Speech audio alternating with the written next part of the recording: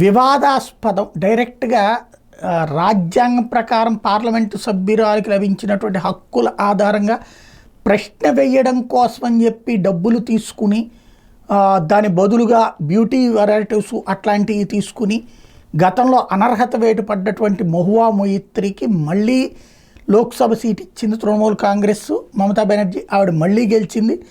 ఇప్పుడు తనకి ఆ రోజున ఈ పరిస్థితులకు కారణమైన న్యాయ వ్యవస్థనే డైరెక్ట్ అటాక్ చేసుకొస్తుంది. అందులో భాగంగా మాజీ చీఫ్ జస్టిస్ మీద తీవ్ర వ్యాఖ్యలు చేసింది. రాజ్యాంగాన్ని హత్య చేసేందుకు బీజేపీ తీవ్రంగా ప్రయత్నిస్తోందంటూ మాట్లాడుతూ మోడీ సర్కార్ చేతిలో 1000 కత్తిపోట్లతో రాజ్యాంగం నిలువెల్ల రక్తం ఓడుతోంది.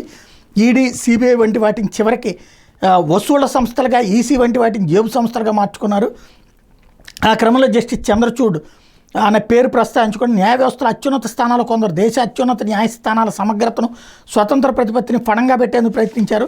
తాజా మాజీ సీజే హయాంలో కొందరికే బెయిళ్లు మంజూరయ్యాయి. ఒక వర్గం వారికి మొండి చేయి చూపారు. వాళ్ళకి ఆయన అక్షరమాలలో స్థానమే లేకుండా పోయింది.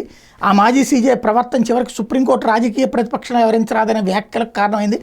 విపక్ష పాత్ర పోషించేందుకు మేమున్నాం, అందుకు సుప్రీంకోర్టు అవసరమేమీ లేదు అన్నారు. జస్టిస్ చంద్రచూడ్ తన నివాసంలో గణేష్ చతుర్థి వేడుకలకి ప్రధాని మోడీని ఆహ్వానించడానికి మొయిత్రే తీవ్రంగా తప్పుపట్టారు. మోడీని దేవుడితో పోలుస్తూ వ్యంగ్య వ్యాఖ్యలు చేశారు.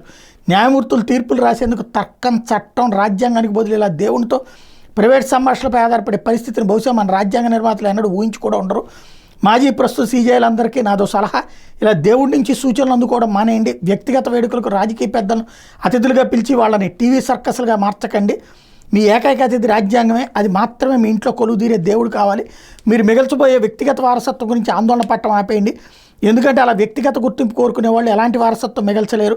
మౌలిక హక్కులు పరిరక్షించే వాళ్ళు మాత్రమే గుర్తుండిపోతారు అని చెప్పుకొచ్చారు.